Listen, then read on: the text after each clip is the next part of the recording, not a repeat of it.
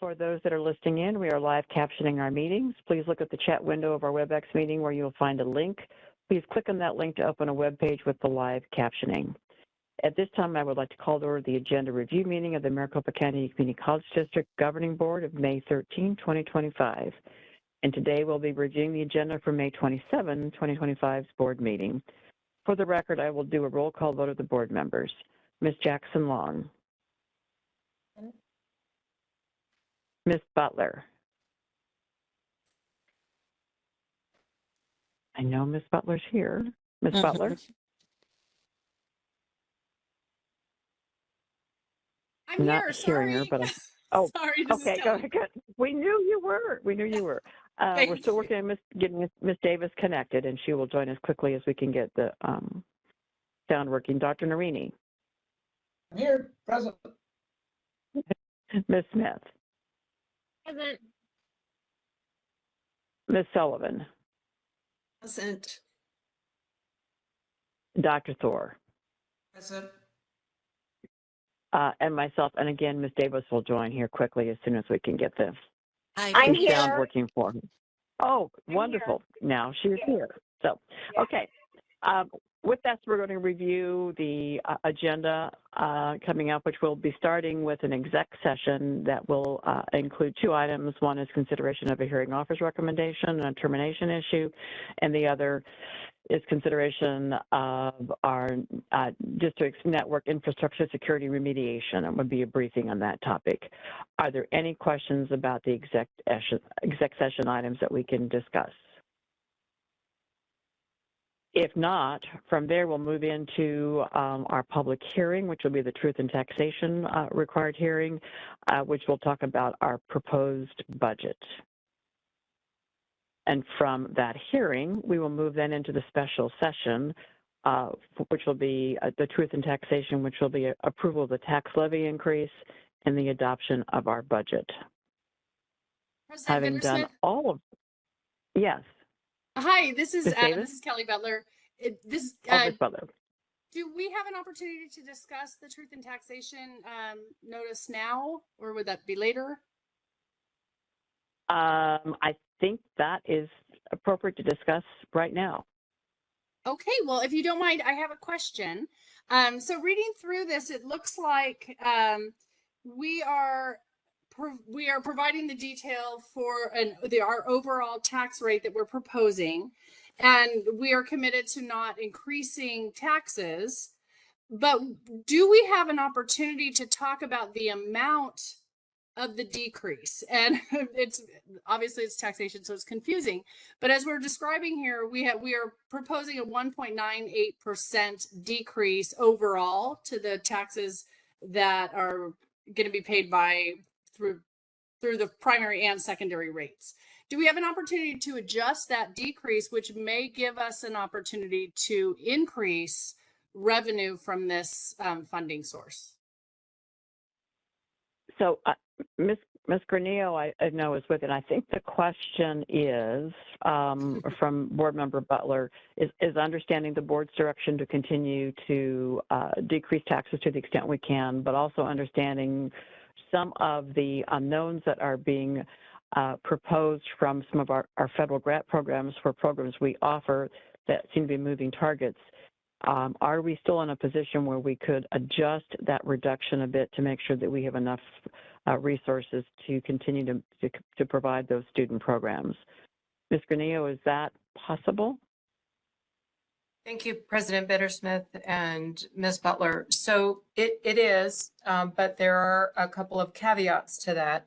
Simply that we have started the process to advertise our Truth in Taxation notices. We did our first one yesterday. We have our second one set for next week, which by statute, those are the required timeframes for a May 27th vote. So this would mean that we would need to delay budget adoption and the public hearing, the TNT notices, all of those things. We could do that. We are required by statute to adopt the budget by June 20th each year. So what we could do is we could consider moving it to the June 10th meeting And that is an agenda review session already. And actually, we have a special meeting for the charter high school budget approvals. We could turn that into a public hearing and a special meeting to adopt the 2026 budget at that time. And that would just require us to issue a new TNT notice. We could do a corrected notice. We would need to do those by Monday, May 26th, and our second publication on Monday, June 2nd. But yes, we are still within the window of time in order for us to meet the statutory requirements for budget adoption. If that would be the board's desire, Ms. Cornell, is there an opportunity for your team to go back and look at those numbers, again, understanding the desire is to continue to reduce our tax obligation, but making sure that we can still also provide the necessary programs? Is there time for your team to review that, to come up with an alternative figure? President Bittersmith, absolutely. We'd be happy to do that. What is the sense of the board? Is this worth discussing? President Bittersmith, Dr. Thor? I definitely think that this is worth discussing.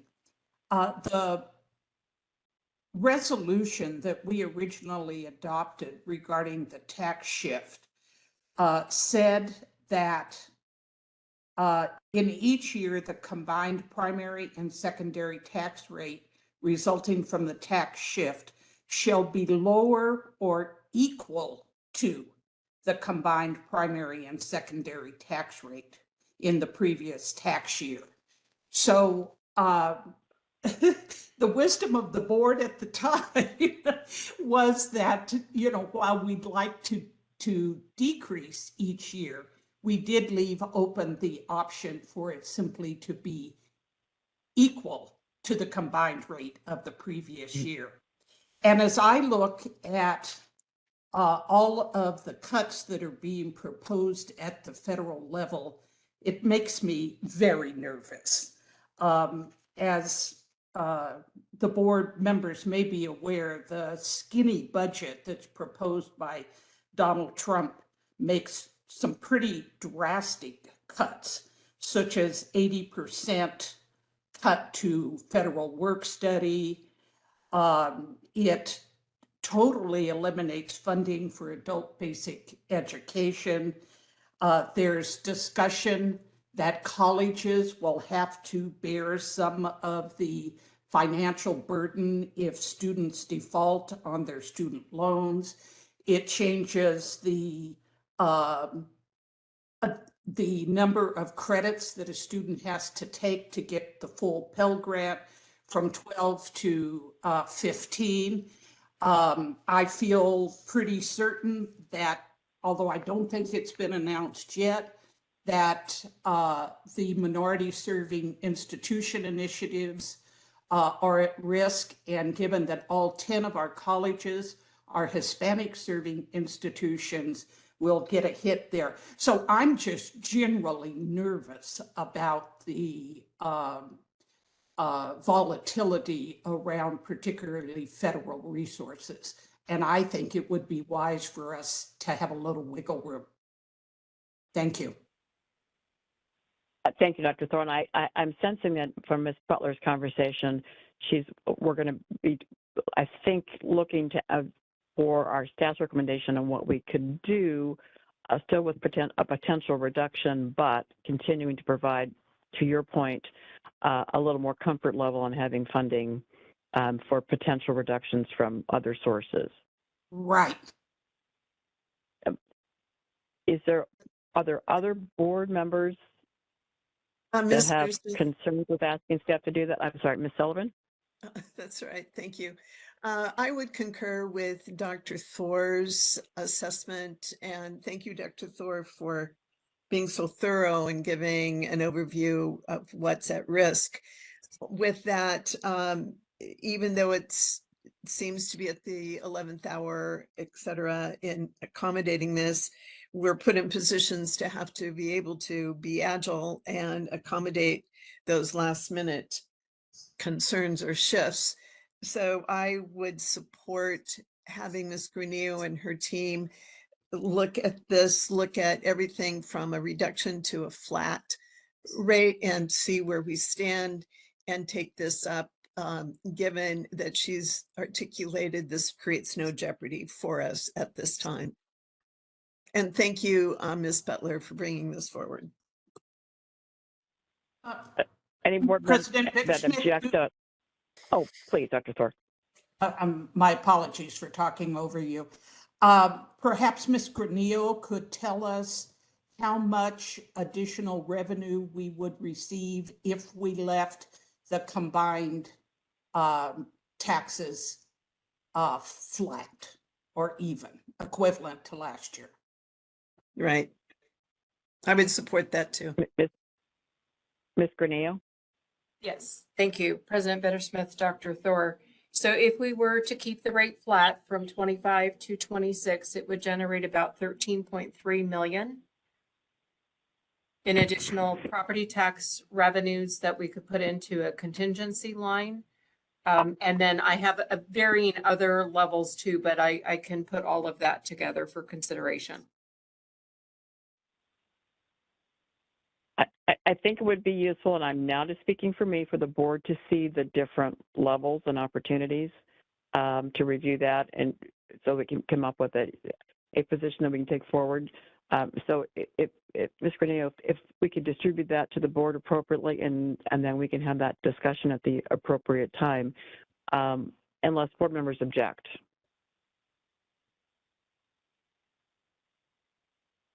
I'm not hearing objections to us getting the full gamut of what those options are. I'm happy to do so. All right. With that, I think we know what, and we will need to understand that this does then, if there's going to be an adjustment, changes our timing for our budget adoption and the Truth in Taxation session to our work study in early June. Does that cause grief for any board member? Hearing none, let's move on then, and thank you, board members, for that. Ms. Davis, I'm seeing something on the screen saying that you want to speak. Is that correct or not? I concur with everything that's been said, and I can do June. Okay. Not a problem. All right, perfect. All right, thank you. Okay, then let's move on to working our way through the agenda review on for our upcoming board meeting. For the regular meeting, we will have, of course, our call to order and roll call, Pledge of Allegiance, student life reports, the Community College Student Senate report, faculty reports, adjunct reports, staff reports, and awards and recognition. And then we'll have, I think, a fairly significant report from the Chancellor, because as we're rounding out the year, I'm looking forward to that. Citizens interim, and then we move on to the consideration of the consent agenda. On the consent agenda, we have an item number 2, the approval of recommendation of emeritus distinction for Vanessa Sandoval.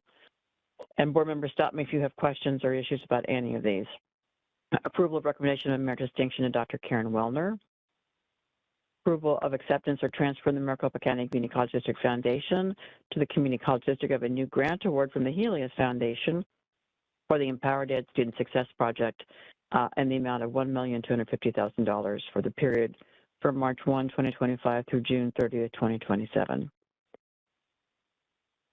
Item number 5 is approval of acceptance of the transfer in the Maricopa County Community College District Foundation to the Maricopa County Community College District of a new grant award from the Arizona Venture Fund for the Empower Ed program for student success in the amount of $600,000 for the period of April 1, 2025 through March 31st, 2027.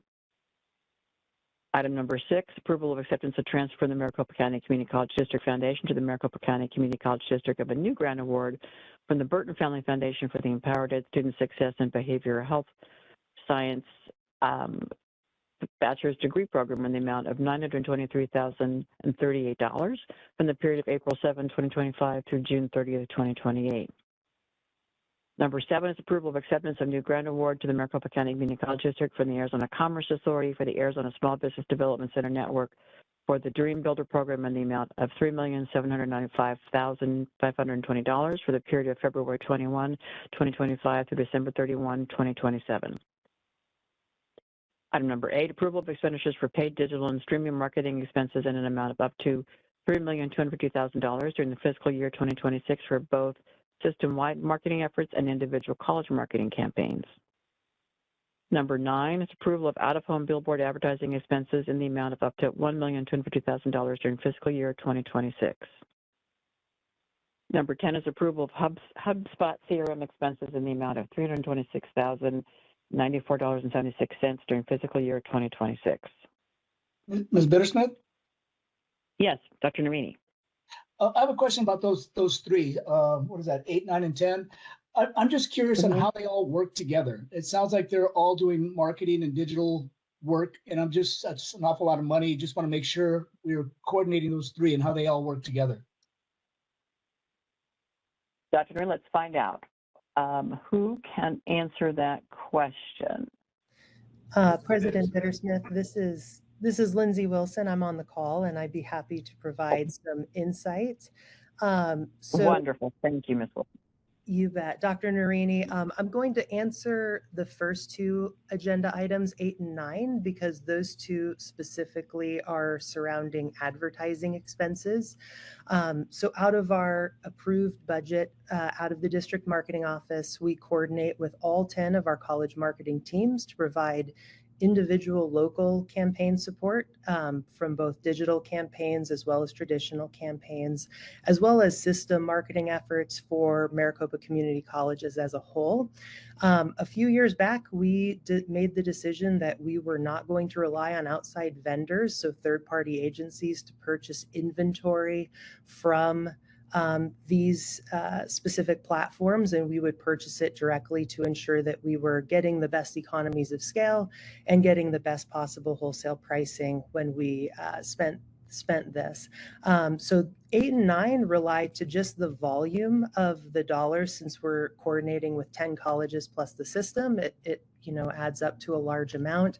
It is an established budget within the marketing department that we oversee, so it's not an override of the budget, but rather within the means of that budget.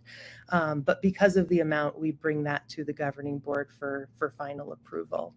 The number 10, the HubSpot CRM expenses. So when we generate inquiries on various college websites or through advertisements of students who are interested, that goes into a CRM platform.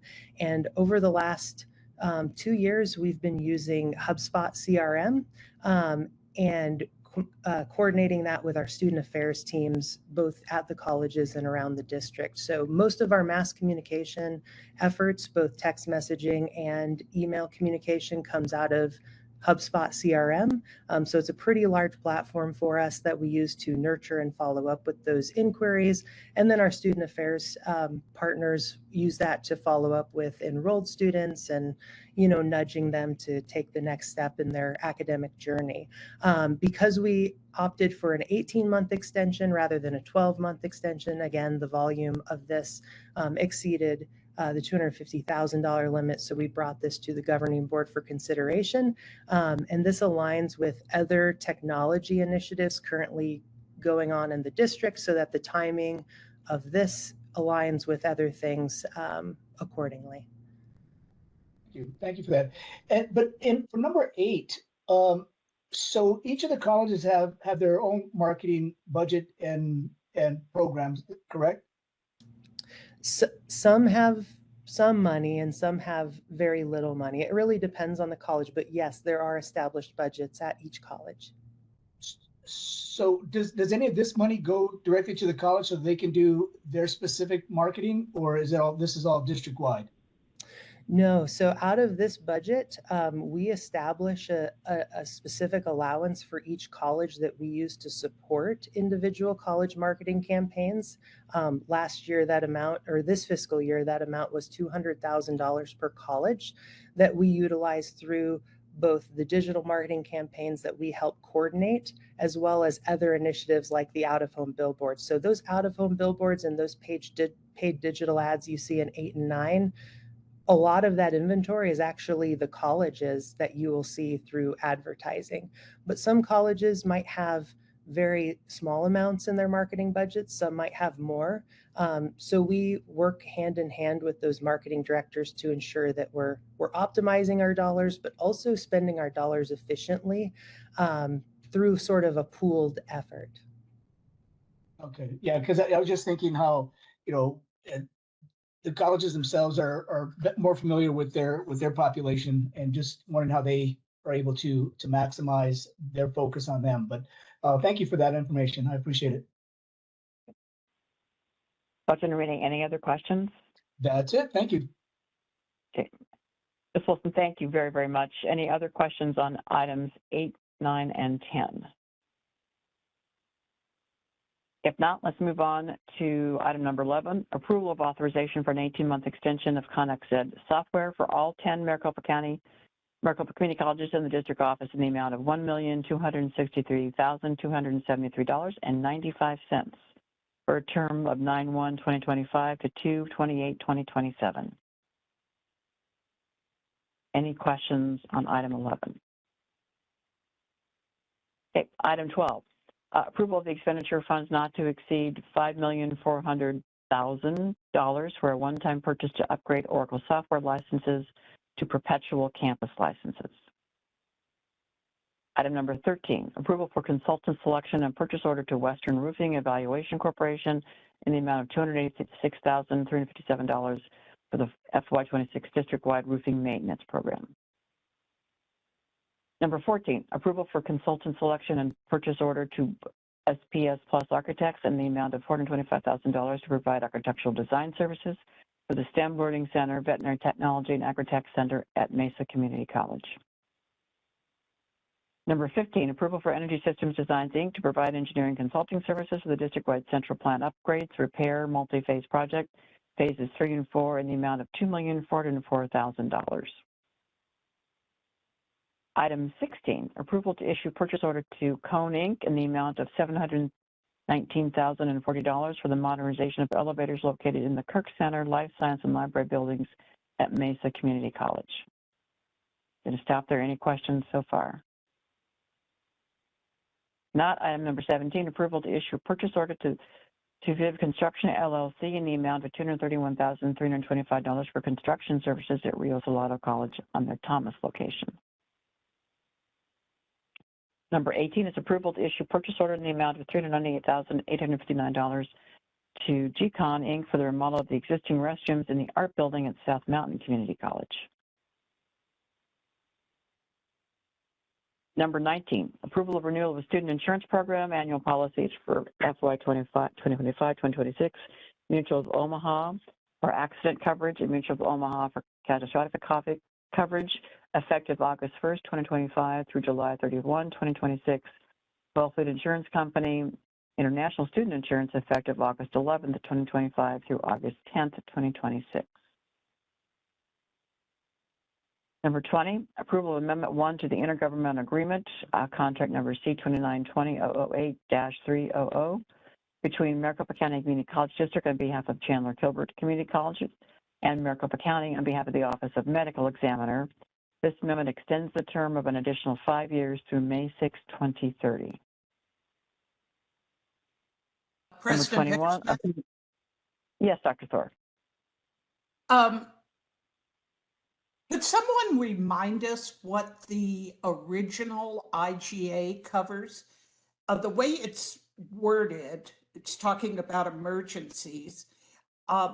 Is this an agreement that if there are, say, mass casualties, that the Chandler Gilbert Mortuary Science Program would house some of the casualties, or what's going on here? Dr. Thor, great question. Who would be prepared to answer that? President Bittersmith, I can take the first crack at that. This is Kim Granillo. Thank you, Kim. Okay, thank you. Thanks, Great. President Bittersmith and Dr. Thor. And I think CJ's on too, so he can correct anything that I say that's incorrect, please.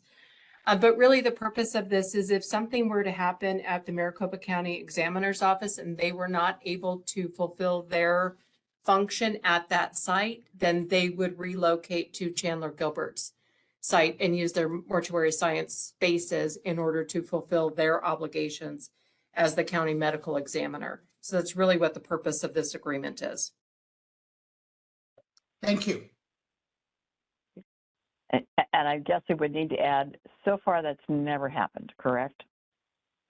To my knowledge, that's correct. Okay. Let's hope Other- it stays that way. Other questions? Yeah, understood. Any other questions on item 20? Dr. Thor, thank you for the question. Item 21, approval of amendment to the adopted budget expenditures for fall 2023-24 to reflect actual expenditures by fund. Now, this will continue to stay on the agenda if we are adjusting the budget approval, correct? President Bittersmith, correct, because this is actually adjusting the 2024 budget. Existing budget, right. Item 22, approval of curriculum item courses modification 17, new 18, deletions 121, occupational programs modifications 13, new 1, and deletions 4. Are there any comments or questions about item 22? I had a quick question. Dr. Narini? Yeah, I know that a while back we talked about maybe adding some additional information, like when the courses are deleted, are they being replaced by a new course? And maybe some estimates of, you know, what a course fee would be costing for any of the modifications or the new programs or the changes. And I just didn't know if we had made any progress on that or not. I can take that if that's helpful, Dr. Narini. This is Meredith Warner. I'm our Associate Vice Chancellor for Academic Affairs. So thank you, President Bittersmith and members of the board. Dr. Narini, the curriculum process and the course fees process, as you know, are sort of separate. And so when they establish programs and when they establish new courses, they typically don't establish course fees in conjunction with it. However, they will be putting in program notes, which you can see, whether or not they anticipate any impact. And I asked our team in the CCTA this week if they would show up in the May's agenda or if it wouldn't be until June, because it's a process for the colleges to sort of adhere to that process. And we have curriculum processes that sort of go back months. And so anticipating that question in advance is just something that will appear on a future agenda. So you will see it in forthcoming summaries if there is going to be any anticipated impact in that program or those courses. As for the deletions of courses, a number of the deletions, for instance, this particular time, our automotive program changed their prefix from AUT to, I think, ASE. So we deleted all of the courses that were previously impacted there, but the ASE courses for automotive will remain. And so they've just transitioned from one to the other. And if it's helpful for you that we have some of those addendum notes within curriculum, we can certainly do that in future iterations, but that would be an additional column. So it can take some time for us to get that into the system. You just let me know. Okay, thank you. Wait, I was just confused at the beginning. You said something about as you're creating these curriculum, you're not, I mean, is cost not a factor in when you're creating new curriculum or new courses? It's definitely a factor, but I think calculating what a course fee might be, because, you know, as a course is created, it's created by college and then that other colleges can pick it up, and then college by college, they establish whether or not they need a course fee. So it's almost never universal that a course fee is established at that moment, because when a course or a program is created, it may be something that's created at a particular college and then picked up at the other colleges. And then once implementation happens at that college for that particular program, then they start to establish course fees that may impact it. So some of our CTE programs may have course fee impacts, but they won't know that until they've sort of done the evaluation of how much do we have currently in course fees for this particular program? Is this course added? Do we need to add something to supplement that? Do we need to detract something? So that's done in a separate process. That's part of that course fees process where they do the evaluation as faculty as to whether or not they have an overage from years prior and don't need anything, or perhaps have a deficit and need to add a course fee given what the expenses are for the year. So that changes annually. Okay, but as, I mean, we have some idea that this program is going to require this much equipment that might be needed. So we do have some sort of ballpark. I'm not asking for specifics, just kind of an estimated, this is about what, this could be the range of courses or the cost of this program or that sort of thing. Just kind of ballpark. I wouldn't ask for specifics because that would come during the course fee approval. Yeah, and that we are adding a field for our curriculum techs to be able to answer whether or not they anticipate a financial impact to the program or the course. So you are going to start seeing that in future iterations of the agenda. That is on the docket already and has been since you asked in March, but it's just catching up with that curriculum process with our curriculum development facilitators in the colleges. Okay, I appreciate that. That's what I knew work was going on. I just didn't know where the progress was. You know it. And just knowing that when we're dropping a course, if it's going to be replaced, that a course with already a fee and we're dropping it, we're going to replace it with another course that has the same fee. We're not charging a new fee. We're just changing the name of the course. So I want to make sure that we're understanding that we are saving students money and we're not just going back and forth with fees because they're there already. So I appreciate it. That makes good sense. Sure. Thank you, Meredith, and thank you, Dr. Rooney, for the question. Okay, we are now then moving on to the non-consent action items, starting with item number 1, which is the approval and implementation of the FY26 salary increases presented in the district's multi-year strategic compensation plan is approved and adopted by the governing board through board policy 2.7, staff compensation and benefits. Any questions so far on that? If not, the other item is item number 2, which will be an outcome of the topic that is in our earlier executive session before the meeting, which would be a motion to approve, upheld, or reject or modify the hearing officer recommendations that we will be discussing in executive session. Let's move on then to first reading information. We'll have our normal employee and separations report from March 15th through April 18. We will also have the Arizona Auditor General summary, and they will be providing us a presentation on their FY 2024 annual comprehensive financial report, their report on internal control and compliance, and the audit report. And we anticipate that to be probably about 15 or 20 minutes. And obviously, we'll be seeing the documents that go with that. Any questions? We will then, on our monitoring reports, have, we don't have it in front of us yet, but the budget analysis report for Fund 1. And then we'll move on to the community linkage reports, which are our reports from our activities over the last month. And there'll be lots of them because there were lots of events happening between convocations and graduations and nurse fitting ceremonies. There's lots, I think, for us to report.